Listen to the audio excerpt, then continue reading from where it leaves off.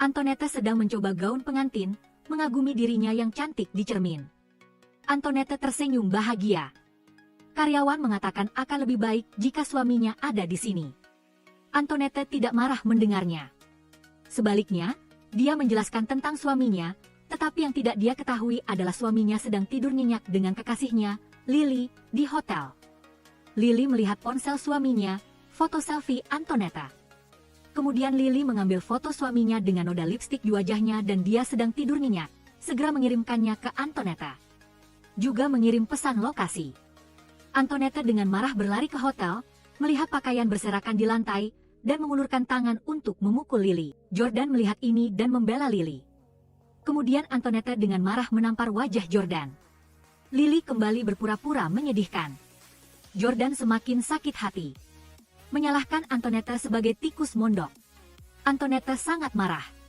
Dia melepas cincin berliannya dan membuangnya, membuang semua pakaian mereka ke bawah. Mereka berdua dengan malu-malu meninggalkan hotel dengan hanya mengenakan handuk. Saat ini Antoinette mengambil banyak foto. Setelah itu Antoinette mengetahui bahwa hotel tempat dia memesan pesta pernikahan belum dibatalkan. Sebaliknya, pernikahan akan tetap dilanjutkan. Hanya saja pengantin wanitanya telah berganti dari dia menjadi Lily. Saat ini sahabat Antoinette mendengarnya.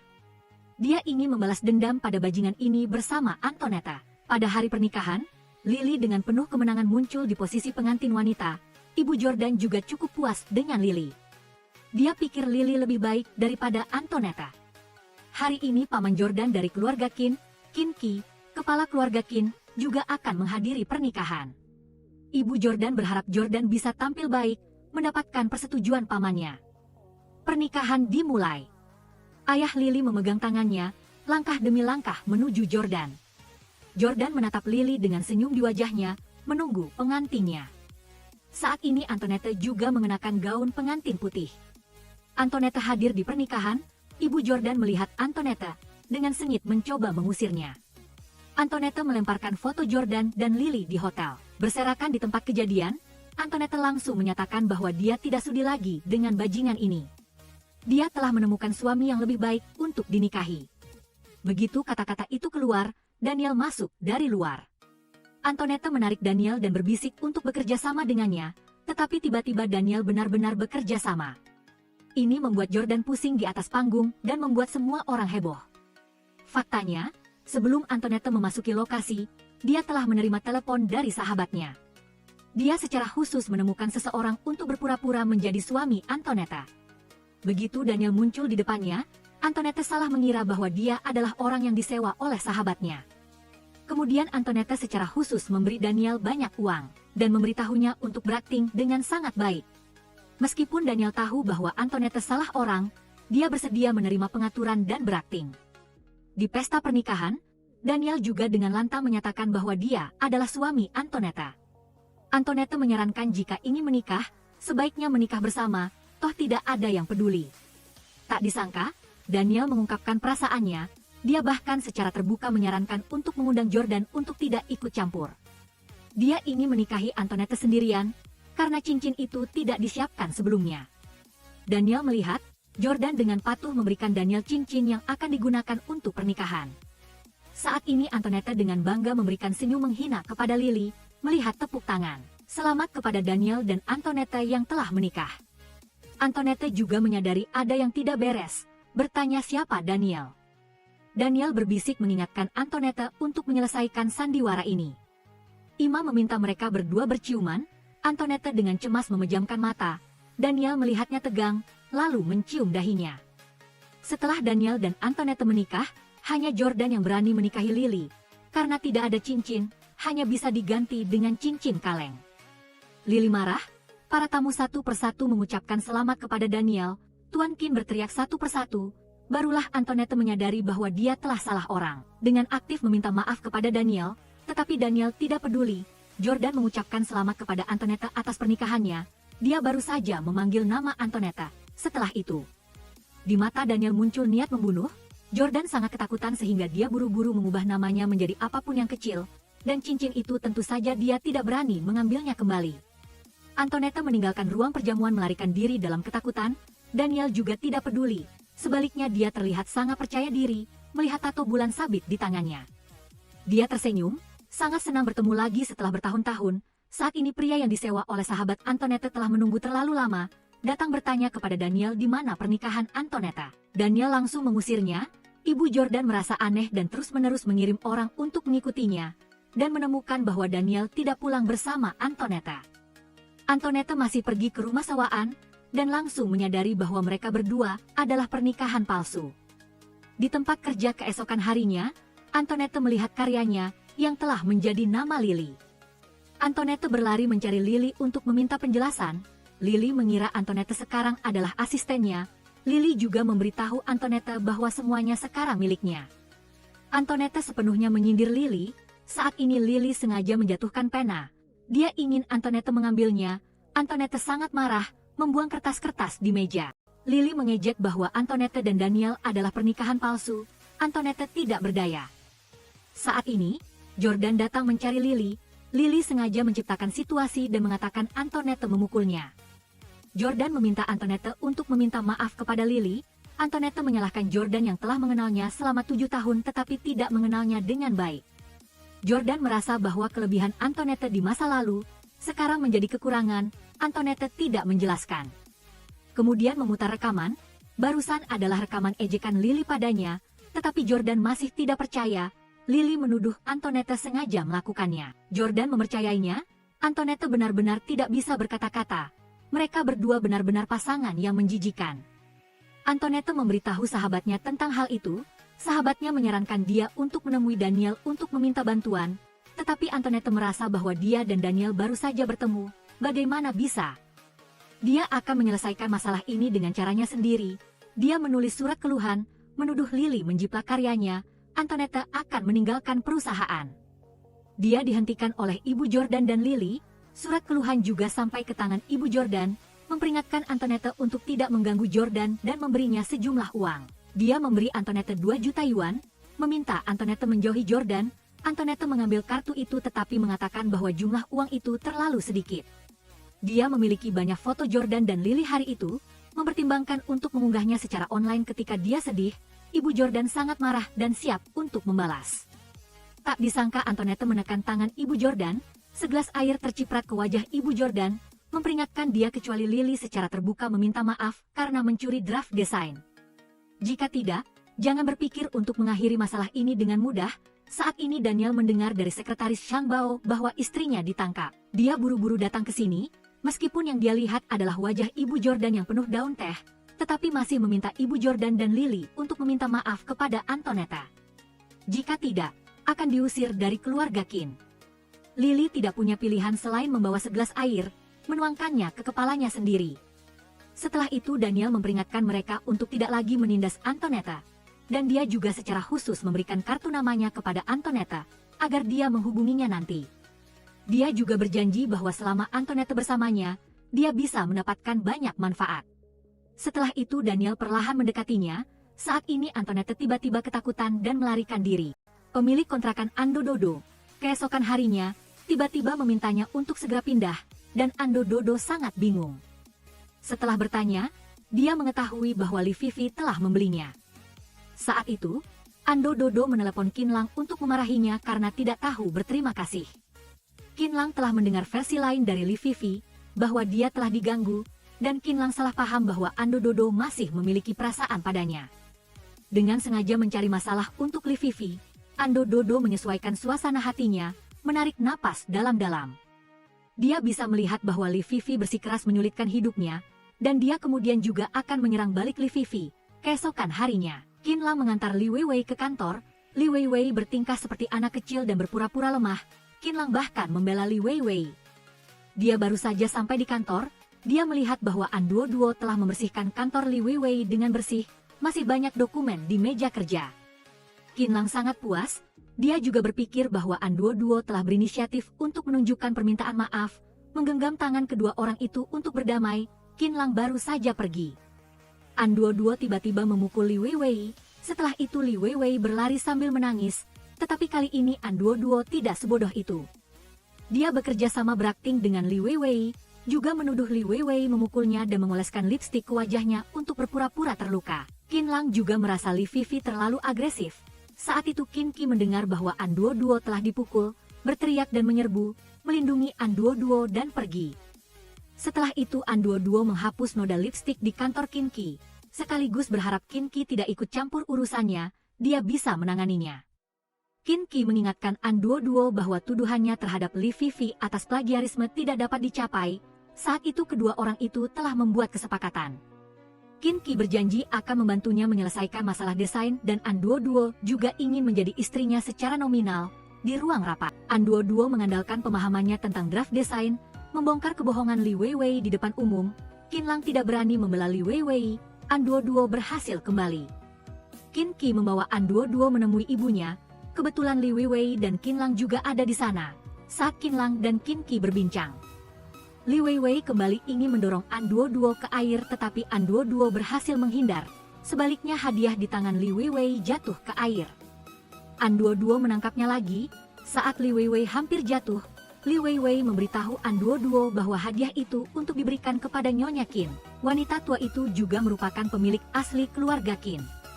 Mungkin An Duo akan diusir oleh Nyonya Qin, karena wanita tua itu paling membenci wanita yang tidak memenuhi syarat. Kemudian Li Fifi menuduh An Duo sebagai wanita tak tahu malu di depan Nyonya Qin dan melempar hadiah yang telah disiapkannya untuk Nyonya Qin. An Duo sengaja datang menemui Nyonya Qin, sengaja menyanjungnya. Dia tidak datang ke sini dengan sikap orang sukses. Dia tidak menyangka Nyonya Qin. Ketika Nyonya Qin melihat bulan sabit di tangan An Duo, dia langsung mengerti dan tertawa, serta secara terbuka mengakui An Duo sebagai menantunya. Dan meminta Li Fifi dan Qin Lang untuk berlutut dan menyajikan teh di depan umum, meminta maaf dan menghormati yang lebih tua. Sejak Nyonya Qin melihat bulan sabit itu, dia tahu bahwa An Duo adalah orang yang dicari Qin Lang selama bertahun-tahun. Selama itu adalah orang yang dicintai Qin Qi. Maka itu juga orang yang disukainya. Dia tidak punya alasan untuk tidak menyukainya. Itulah mengapa dia akan melindungi An Duo di mana-mana. Untuk memberi An Duo martabat dan harga diri, Li Weiwei juga dihukum karena bertengkar dan berbohong. Nyonya Qin tidak sabar untuk meminta sekretaris Hang mendaftar ke kelas. Dia tidak sabar untuk belajar bagaimana merawat cucunya. Apa yang terjadi hari ini membuat An Duo sangat ketagihan. Qin Qi melamar An Duo untuk membuat An Duo terus berpura-pura menjadi istrinya. Tetapi An Duo langsung menolak. Setelah itu An Duo sedang mencari rumah. Kebetulan dia melihat ada rumah sewaan dengan sewa bulanan 1.000 yuan dan kolam renang. An Duo sangat menyukainya dan langsung menandatanganinya bahkan tanpa membaca kontrak. Tapi dia tidak tahu bahwa Qin Qi sedang berusaha untuk lebih dekat dengan An Duo, telah menyewakan vilanya sendiri kepada An Duo dengan harga murah. Begitu dia dengan senang hati pindah ke kolam renang di halaman belakang, saat itu Qin Qi telah muncul dari kolam renang. Setelah itu dia dengan bangga menyambut An Duo. An Duo memarahi Qin Qi karena sakit. Qin Qi menyatakan bahwa dia adalah pemilik tempat ini. Hak untuk tinggal di sini dia yang memutuskan. Kontraknya juga tertulis dengan jelas. An Duo mengambilnya dan membacanya dengan cermat, menemukan bahwa ada jebakan baginya. Ketika dia sangat marah hingga hendak melontarkan teori yang tidak masuk akal, Qin Qi menunjukkan kepada An Duo sebuah dinding yang dipenuhi dengan gambar perhiasan yang dirancang oleh An Duo. Saat itu An Duo dengan enggan setuju untuk tinggal. Setelah itu Qin Qi melihat An Duo melanjutkan tidurnya. Di meja masih ada foto-foto An Duo saat kecil. Qin Qi dengan hati-hati memandangi An Duo, terutama tanda lahir berbentuk bulan sabit di belakang telinganya, mengingat perkataan An Duo saat dia masih kecil. An Duo mengatakan bahwa gambar bulan sabit di belakang telinganya bisa bersinar. Mulai sekarang, Qin Qi tidak akan pernah takut lagi. Saat itu Qin Lang berinisiatif meminta maaf kepada An Duo, mengakui bahwa dia telah ditipu oleh Li Weiwei sebelumnya. Dia juga berharap mendapatkan maaf dari An Duo. Dia juga secara khusus memberikan sebuah apartemen kepada An Duo, tetapi dia menolaknya, dan pemandangan ini telah dilihat oleh Qin Qi. Dia sangat marah sampai matanya mengeluarkan api. Setelah kembali ke rumah, Qin Qi memberikan seikat kunci kepada An Duo, rumah-rumah di seluruh negeri, tetapi An Duo menolak satu persatu. Qin Qi tidak bisa tidur semalaman. Terus-menerus memikirkan pengakuan cinta Qin Lang dan An Duo hari ini. Tidak bisa tidur, dia menelepon, dia punya rencana di hatinya. An Duo baru saja pergi bekerja keesokan harinya. Dia baru tahu bahwa perusahaan memiliki pemimpin baru. Saat bertanya siapa, saat itu Qin Qi datang ke perusahaan. Setelah melihat Qin Qi, para karyawan di perusahaan Pemandangan itu langsung menjadi dingin.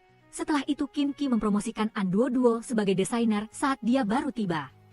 Dia juga mengusulkan untuk menjamu tamu makan malam, merayakan promosi An Duo, sorakan dari seluruh karyawan.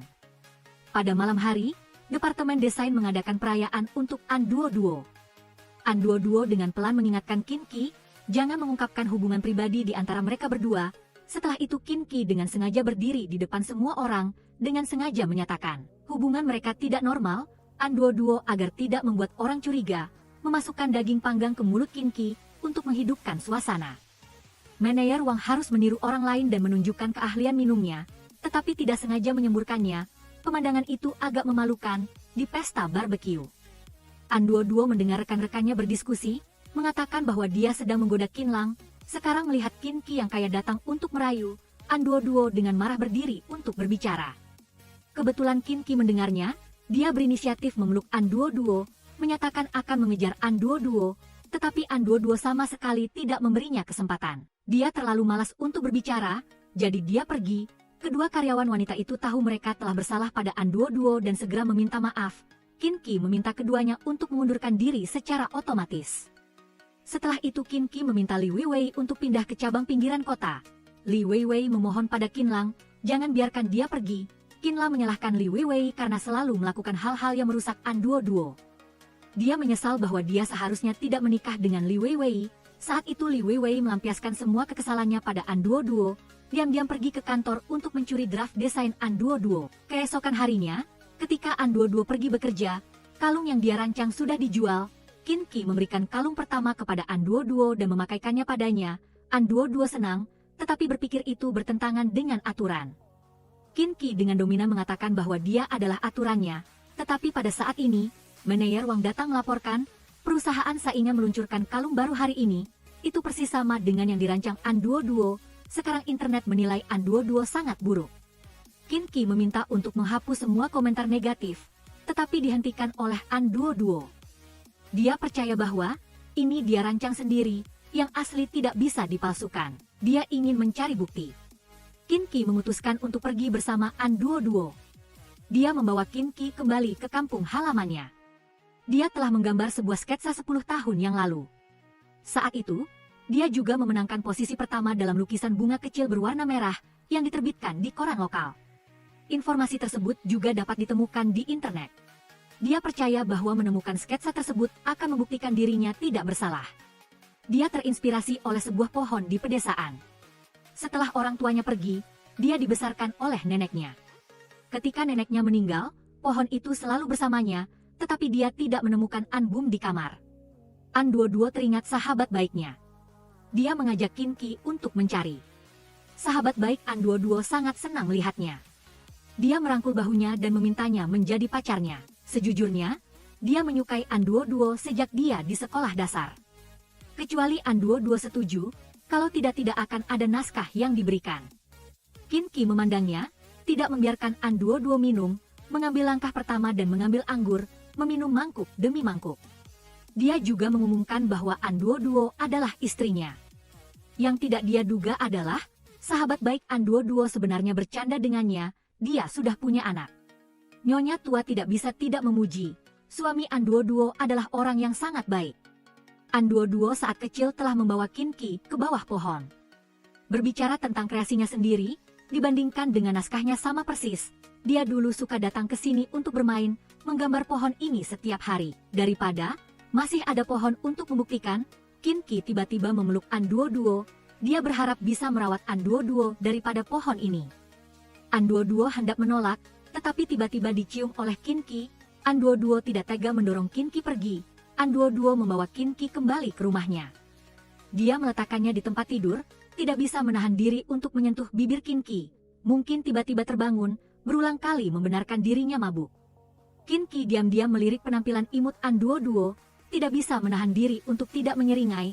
Qin Qi terbangun di tengah malam. Melihat An Duo tertidur di sofa, dia mendekati sebuah dinding, penghargaan-penghargaannya tertempel di dinding. Dia juga ingat bahwa dia telah menerima surat dari An Duo di luar negeri. An Duo sejak neneknya meninggal, orang misterius selalu mendukung kesuksesannya, dia juga akan belajar dengan giat. Di masa depan, dia bisa memberikan kembali kepada orang-orang baik yang mendukungnya, membuktikan bahwa usahanya tidak sia-sia, dan orang ini kebetulan adalah Qin Qi, dan dia selalu bisa mendapatkan foto-fotonya, dan dia juga sudah jatuh cinta pada An Duoduo sejak pandangan pertama. Pada konferensi pers keesokan harinya, keponakan direktur perusahaan saingan berpura-pura menjadi wartawan. Dia sengaja mengajukan pertanyaan-pertanyaan memancing yang menyesatkan persepsi publik.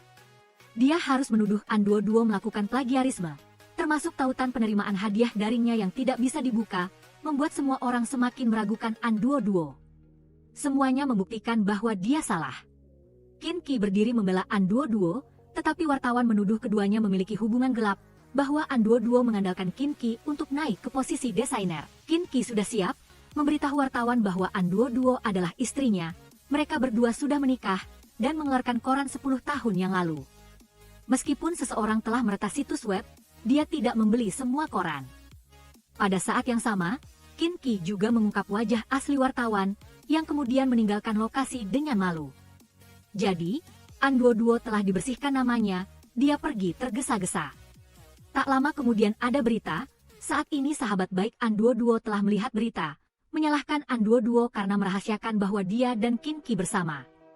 An Duoduo tidak punya pilihan selain menceritakan semuanya. Bersamaan itu juga dijelaskan hubungan antara dia dan Qin Qi hanyalah hubungan kontrak. Sahabatnya dengan penasaran menanyakan detail prosesnya, setelah mendengar seluruh proses. Sahabatnya merasa Qin Qi telah mencintai An Duoduo, dan membuat An Duoduo bertanya pada diri sendiri, apakah dia tidak memiliki perasaan sedikit pun terhadap Qin Qi? Kemudian An Duoduo menyangkal memiliki perasaan terhadap Qin Qi, tetapi pada saat ini, dia menerima pesan dari Qin Qi yang mengajaknya bertemu. Pada saat ini An Duoduo tanpa sadar tersenyum. Sahabatnya menggoda An Duoduo bahwa itu adalah sifat wanita, semua tergila-gila pada pria. Qin Lang tidak sengaja melihat di ponsel Li Fifi ada riwayat tentang dia dan perusahaan saingan. Saat ini, Qin Lang juga mengetahui bahwa Li Fifi adalah dalang di balik semua ini. Mereka berdua sangat marah dan bertengkar hebat. Dia menyesal telah mencintai Li Fifi secara membabi buta dan membuat An Duoduo kecewa. Qin Lang kemudian mengajukan gugatan cerai kepada Li Fifi. Setelah itu dia menumpahkan semua kekesalannya pada An Duoduo. Qin Qi mengikuti instruksi sekretaris Wang. Bunga dan cincin disiapkan secara khusus. Dia ingin secara resmi melamar An Duoduo. Dia berharap An Duoduo bisa tenang menikah dengannya. Sementara saat ini An Duoduo berpakaian rapi menuju tempat janjian dengan Qin Qi, menerima telepon dari Qin Lang. Qin Lang berharap bisa bertemu An Duoduo untuk mengobrol santai. Dia juga menyalahkan dirinya sendiri karena tidak mempercayai An Duoduo. Pada saat yang sama, dia ingin meminta maaf atas tindakan Li Fifi yang mencuri draft desain, tetapi An Duoduo menolak bertemu dengannya. An Duoduo menghentikan mobil di pinggir jalan, dia ingin segera menemui Qin Qi. Hampir saja dia ditabrak truk yang melaju kencang, untungnya Qin Lang berlari dan mendorongnya. Qin Lang terluka sangat parah, pingsan di tempat. Dia memanggil ambulans untuknya. Ketika ibu Qin Lang mengetahui bahwa putranya terluka parah dan tidak sadarkan diri, dia hanya menyalahkan Duoduo. Dia dan Qin Qi dalam perjalanan pulang, dia telah memikirkannya dengan cermat. Dia tidak mengira itu adalah kecelakaan. Di sisi lain, Li Fifi memberitahu ibu Qin Lang mengapa Qin Lang mengalami kecelakaan. Itu karena Duoduo merencanakan untuk menyakiti Qin Lang. Dia juga mengatakan bahwa sebelum Qin Lang mengalami kecelakaan, panggilan terakhir adalah ke An Duoduo. Mereka mulai memfitnah Duoduo. Mendengar apa yang dia katakan, wanita itu mempercayainya. Namun, semua ini hanyalah konspirasi Li Fifi. Awalnya dia ingin membunuh An Duoduo, tidak menyangka Qin Lang muncul di jalan, jadi dia harus menyalahkan An Duoduo.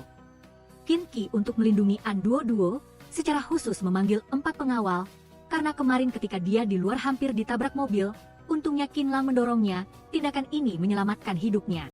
Jika tidak, orang yang terbaring di rumah sakit sekarang adalah An Duoduo.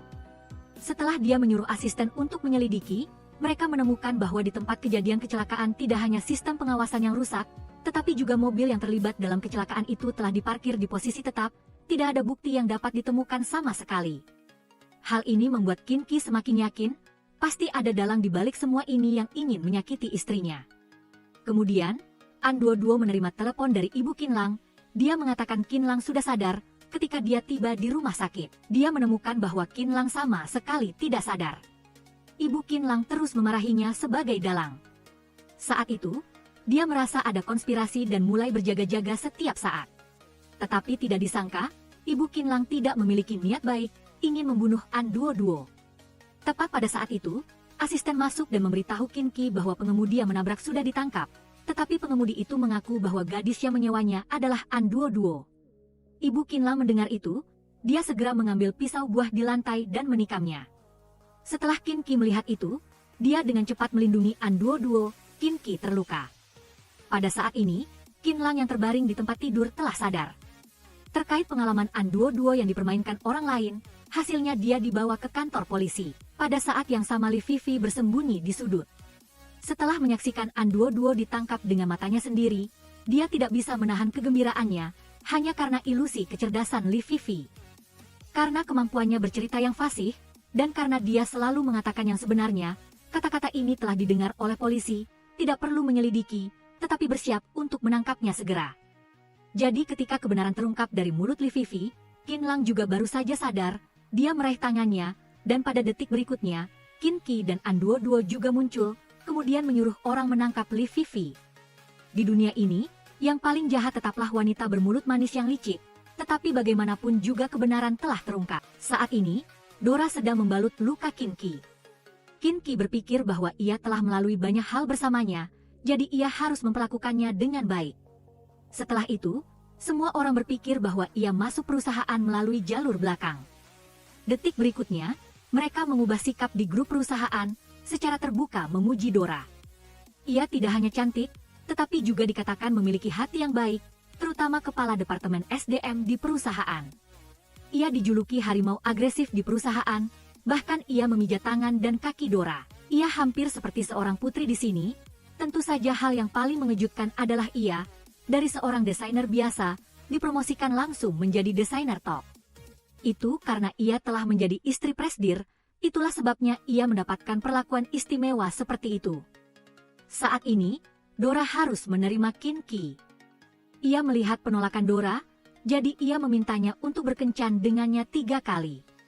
Setelah 3 kali, jika Dora masih tidak memiliki perasaan padanya, maka Qin Qi akan melepaskannya.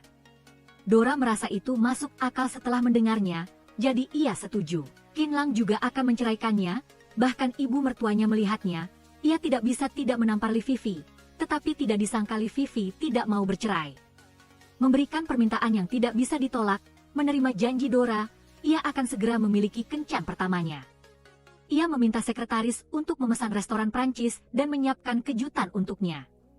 Hari ini pun tiba, Dora dan Qin Qi tiba di restoran yang sudah dipesan. Melihat bahasa Prancis yang padat di menu, ia merasa sedikit bingung. Qin Qi berpikir Dora sedikit kesulitan dalam memilih hidangan. Jadi ia mengambil menu dan memesankan hidangan untuknya. Ia tidak tahu apa makan malam itu. Seorang wanita masuk dengan biola. Saat ini ekspresi Dora tidak bagus. Qin Qi sangat tinggi. Berpikir apakah itu tidak cukup manis, dari bulu mata palsu hingga sulap, menari, Qin Qi mengubahnya satu persatu. Saat ini Dora tidak bisa berkata-kata, ia menutupi wajahnya dan hanya ingin lari, sepertinya hari ini adalah kegagalan. Hati Qin Qi sedikit sedih, ia memegang tangan Dora dan mengungkapkan perasaannya. Meskipun perasaan tidak bisa dipaksakan, ia akan berusaha sekuat tenaga. Membuatnya mencintainya, terharu dengan kata-kata tulus ini, ia menepuk tangan Qin Qi dengan lembut. Keesokan harinya ia pergi bekerja, Dora mengetahui dari manajernya, karena kasus penjiplakan karya belum selesai. Ia telah didiskualifikasi dari kompetisi perhiasan, baru setelah berpisah ia tahu cara menghargai. Pernahkah Anda melihat mantan pacar seperti ini? Dora menyuruhnya keluar. Karena terakhir kali, setelah Qinlang keluar dari rumah sakit, ia datang ke kantor Dora dengan kursi roda. Ia telah mencuri buku desain dari Fifi, mengembalikannya padanya. Ia berharap itu akan membantunya melawan gugatan penjiplakan karya. Setelah itu diputuskan, ia berkata kepada Dora, jika suatu hari Qin Qi memperlakukannya dengan buruk, ia akan selalu siap menunggu di sini untuknya. Jadi, ia diusir oleh Dora, diam-diam menggoyangkan kursi roda dan pergi. Saat ini Qin Qi telah memanggil Dora ke kantornya. Ia ingin mengajak Dora pergi ke suatu tempat bersama, meskipun Dora memiliki ketakutannya sendiri. Tetapi ia melihat ketulusan Qin Qi, ia pun setuju untuk pergi ke suatu tempat bersamanya. Saat ini Dora baru tahu bahwa itu adalah acara lelang amal. Kinki telah tiba di tempat penyelenggara lebih dulu, meninggalkan Dora sendirian di sana untuk melihat perhiasan. Tiba-tiba, suara sinis terdengar di belakangnya. Itu adalah istri dari adik keluarga Qin, yang statusnya lebih rendah dari Kinki. Ia mendengar bahwa sebelumnya Kinki menyukai seorang gadis, sangat mencintai gadis itu, bahkan ingin menikahinya. Saat ini Dora sangat sedih setelah mendengar ini, langsung membantah, memarahinya untuk mengurus dirinya sendiri, tidak perlu ia repot-repot. Saat ini, melihat wanita parubaya itu hampir terkena serangan jantung, Dora tidak melanjutkan membalas, karena pelelangan akan segera dimulai. Kinki membawa Dora ke pelelangan. Harga awal hanya 5.000, bisa dilelang dengan harga puluhan juta. Karena terakhir kali, pembawa acara mengumumkan bahwa pelelangan akan segera dimulai. Baru setelah itu Kinki datang terlambat, duduk di barisan depan bersama Dora, dan wanita paruh baya yang sebelumnya membuat Dora marah. Duduk di belakang mereka, pelelangan dimulai dari jutaan yuan, itu mengejutkan Dora. Wanita itu melihat keterkejutannya, menunjukkan ekspresi jijik dan mencibirnya norak. Namun kata-kata wanita itu didengar oleh Kinki. Kinki melotot tajam padanya. Setelah itu wanita itu terdiam. Ketika melihat barang lelang terakhir, itu mengejutkan Dora. Ternyata anting-anting itu ia desain sendiri. Kinki telah memberikannya kepada penyelenggara. Harga awalnya hanya 5.000. Itu menjadi perbincangan hangat semua orang di sini. Anting-anting ini mengandung ketulusan dan upaya keras istrinya, itu tidak mudah. Kinki berharap dapat menggunakan 10 juta yuan ini untuk membantu anak-anak miskin di pedesaan, agar mereka dapat mengubah nasib mereka, mewujudkan impian mereka seperti Dora. Setelah mendengar kata-kata tulus ini, ia merasa itu adalah keberuntungan besar. Kata-kata itu mendapatkan tepuk tangan dari semua orang, itu juga membuat Dora memandangnya dengan mata kagum. Setelah itu Kinki memakaikan anting-anting pada Dora, hubungan antara keduanya semakin dalam. Setelah pelelangan, Dora menggandeng tangan Kinki dan berjalan menuju pintu. Ia dengan cerdik mengeluh bahwa ia tidak memberitahunya terlebih dahulu, tetapi Kinki tidak peduli tentang itu. Ia bermaksud menggunakan uang itu untuk amal, tetapi Dora sedang khawatir. Kinki menghiburnya, mendengarkan kata-kata hiburannya. Dora sangat tersentuh. Ini pertama kalinya ada orang yang begitu mempercayainya. Suasana perlahan menjadi samar. Melihat hadiah yang Kinki berikan padanya, ia melangkah maju dan membuka kotak hadiah. Itu berisi gaun dan kartu ucapan. Kinki memintanya untuk menginap di hotel untuk kencan ketiga. Hari ini telah tiba. Kinki sedang berlatih mengatakan apa yang ingin ia katakan kepada Dora. Sekretaris telah menyiapkan segalanya. Hanya menunggu Kinki berhasil melamar, tiba-tiba pintu hotel terbuka dan seorang gadis masuk. Tapi setelah Kinki melihat wajah gadis itu dengan jelas, wajahnya langsung berubah. Gadis itu mengenakan gaun biru, itu Chenny yang berselingkuh dengannya. Ia menerjang ke pelukan Kinki dan bersumpah tidak akan pernah berpisah dengannya. Dora datang terlambat dan kebetulan melihat pemandangan ini, ia menanyai Kinki tentang hubungan di antara mereka. Sebelum Kinki bisa berbicara, si teh hijau angkat bicara, ia mengatakan kepada Dora bahwa mereka adalah sepasang kekasih. Sedangkan Dora hanyalah pengganti setelah ia pergi ke luar negeri. Selesai bicara, ia bahkan menunjukkan tato di tangannya kepada Dora. Tato itu persis bulan yang sama seperti di telapak tangan Kinki. Kinki sedang mencoba menjelaskan sesuatu kepada Dora. Si teh hijau tiba-tiba mengamuk, melihatnya menerjang ke meja mengambil pisau. Ia harus berbalik untuk menghentikannya. Chenny, yang dipeluk, tiba-tiba berbalik, menempel erat di dada Kinki. Dora segera memahami segalanya, berbalik dan meninggalkan hotel. Saat ini Kinki baru mengejar keluar. Tapi ia tidak bisa menemukannya. Melihat ia mengepak barang-barang keluar rumah, seolah langit runtuh. Ia hampir gila mencarinya kemana-mana. Namun ia tetap tidak bisa menemukannya. Saat ini Dora duduk di taksi dan mengeluh tentang Kinki kepada sahabatnya. Ia bersumpah jika ia bertemu Kinki lagi, ia akan menjadi anjing. Tiba-tiba ia menerima telepon dari sekretaris Kinki. Ia mengalami kecelakaan mobil dan harus dirawat di rumah sakit. Ia buru-buru pergi ke rumah sakit. Ia melihat para dokter mengerumuni Kinki di ranjang rumah sakit. Sekretarisnya memberitahu Dora Kin Ki tidak makan dan minum untuk mencarinya. Akhirnya, dalam perjalanan pulang kampung, ia mengalami kecelakaan mobil dan jatuh koma. Kin Ki yang pura-pura mati dengan mata terpejam pun sangat tersentuh. Yang lain sudah pergi semua, menyerahkan Kin Ki kepada Duo Duo. Dia duduk di tempat tidur, dengan sedih memohon padanya untuk bangun. Tapi tidak peduli janji apapun, Kin Ki bahkan tidak bangun. Duo Duo yang sedih sudah siap memperingatkannya. Jika dia tidak bangun, dia akan mencari pria tampan untuk dicintai. Sekarang Kin Ki mendengar itu dan sangat ketakutan. Dia mengulurkan tangannya yang diperban dan memegangnya. Duo Duo marah dan geli. Dia tidak terlihat terlalu buruk. Jadi dia bisa lega. Saat senja, sekretaris mengantar Duo Duo pulang untuk memasak bubur. Sesampainya di rumah sakit, dia memuji Kin Ki atas taktik cerdasnya. Saat mengobrol, Kin Ki tiba-tiba bertanya kepadanya tentang Chen Ni. Sekretaris berbohong kepada Chen Ni bahwa Kin Ki sedang dalam perjalanan bisnis. Dalam waktu singkat, dia tidak akan datang mengganggu lagi. Kin Ki menghela napas karena orang tuanya sangat baik kepada keluarga Qin. Tidak bisa diam saja. Mengapa dia tahu tentang dia dan Duo Duo? Kin Ki tidak bisa duduk diam lagi. Dia langsung memeluknya. Melihat lengannya yang fleksibel, Duo Duo langsung menyadari bahwa dia pura-pura. Suasana sedikit canggung. Dia keluar dari kamar tanpa menoleh ke belakang. Cemas. Kin Ki mengejar keluar, tapi tidak melihatnya.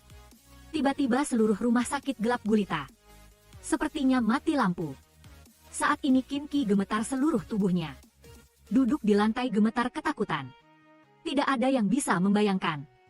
Kelemahan direktur yang arogan ternyata adalah takut kegelapan. Dia saat ini dalam cuaca badai seperti itu. Rumah sakit panik karena mati lampu. Dia berjuang untuk berdiri bersandar pada kusen pintu. Tapi tidak sengaja jatuh. Membentur kepala dengan keras ke troli, tepat saat botol di troli peralatan akan menimpanya. Duo Duo bergegas keluar untuk mencegah tragedi itu terjadi. Melihat air mata Kin Ki. Situasi ini, Duo Duo sepertinya kembali ke masa lalu. Ternyata dia juga seorang anak kecil. Di rumah sakit yang gelap. Menenangkan jiwanya yang ketakutan. Duo Duo juga menunjukkan kepada Kin Ki kecil tanda lahir bulan merah di belakang tangannya. Juga memberitahunya, dia bisa bersinar tidak peduli seberapa gelap langit. Menemaninya seperti bulan. Melihat Duo Duo mengenali Kin Ki. Kin Ki akhirnya bisa dengan nyaman mengungkapkan perasaannya. Dia memeluk Duo Duo dengan erat. Keesokan paginya, Vivi duduk di kursi belakang mobil mewah. Chen Ni sedang duduk di sana. Chen Ni buru-buru mengeluh padanya. Dia tidak mengerti mengapa Kin Ki begitu acuh tak acuh padanya. Vivi menunjukkan foto Kin Ki di rumah sakit kepada Chen Ni. Dia diam-diam mewarnainya. Akhirnya, dia hanya mencari seseorang untuk membuat tato. Dan Chen Ni selalu membayangkan bahwa Kin Ki menyukainya. Jadi, dia membuat tato serupa untuk menipu dirinya sendiri. Kesalahpahaman akhirnya terpecahkan. Duo Duo diam-diam bahagia. Sepertinya Chen Ni adalah pengganti. Tapi Kin Ki menggenggam tangannya erat-erat. Dia mengatakan bahwa tidak ada seorang pun di dunia ini yang bisa menggantikannya. Saat ini, begitu mengetahui bahwa Duo Duo telah masuk universitas, dia buru-buru kembali ke negaranya. Namun, ketika dia sampai di gerbang sekolah, dia memegang seikat bunga. Tapi tidak sengaja dia menemukan. Dia sudah punya pacar. Melihat punggungnya yang menggendong Qin Lang di mobil, dia hanya bisa menahan air mata. Diam-diam pergi. Setelah itu dia mengetahui berita bahwa Qin Lang menikah. Tapi dia tidak ingin pergi. Saat ini sekretaris memberitahunya. Pengantin Qin Lang telah berubah. Dia baru saja tenang. Langsung pergi ke tempat pernikahan untuk melihat apa yang terjadi. Tapi Kin Ki tidak berniat memberitahu Duo Duo tentang semua ini. Dia tidak peduli. Dia mengingatkannya. Jangan lupakan janji di rumah sakit. Keduanya semakin dekat. Tepat di bibir mereka, Saat akan berciuman, sekretaris berteriak bahwa telah terjadi insiden. Buru-buru masuk. Momen penting terganggu. Kim Ki dan Chen Mai berciuman telah diberitakan media.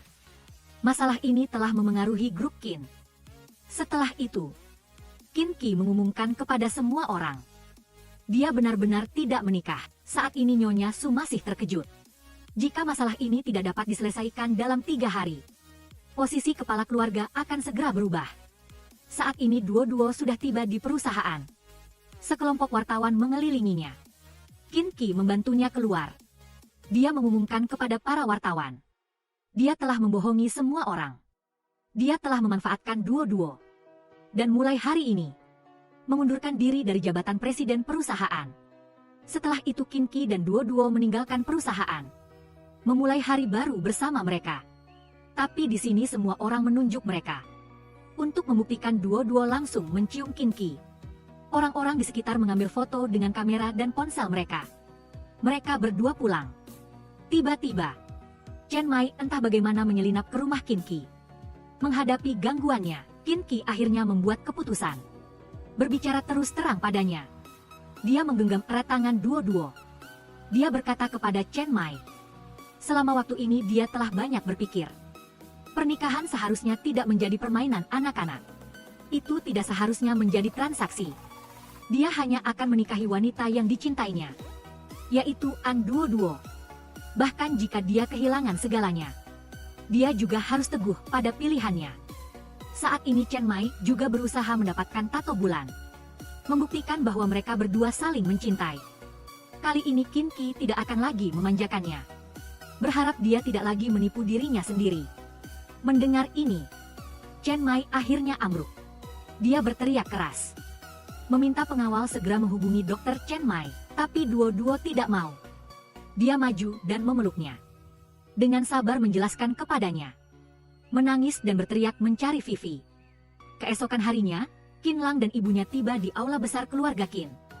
Batas waktu 3 hari yang telah disepakati sebelumnya telah habis. Sudah waktunya bagi keluarga Qin untuk memilih kepala baru. Hanya Vivi yang keluar dari balik tirai. Ibu Qin sedikit terkejut melihatnya. Bertanya mengapa dia ada di sana. Saat ini, Kim Ki, Duo, dan yang lainnya juga muncul di hadapan Qin Lang. Ternyata, setelah Chen Mai menceritakan semuanya kepada Vivi dan menjelaskan semuanya, memberikan Kim Ki sebuah buku tebal. Itu adalah Ibu Qin dan Vivi yang berkolusi dengan orang luar. Ini adalah bukti, meskipun semuanya sudah diakui. Tapi Vivi masih menyimpan dendam. Dia sudah memberi banyak. Akhirnya tidak mendapatkan apa-apa. Kim Ki meminta sekretaris memanggil polisi. Menyaksikan ibunya diseret oleh pengawal. Qin Lang masih ingin memohon kepada Kim Ki. Maafkan ibunya. Kim Ki menasihatinya. Ada jalan yang harus ditempuh sendiri. Setelah kerumunan bubar, Kim Ki memuji Duo. Terima kasih telah menemukan Vivi.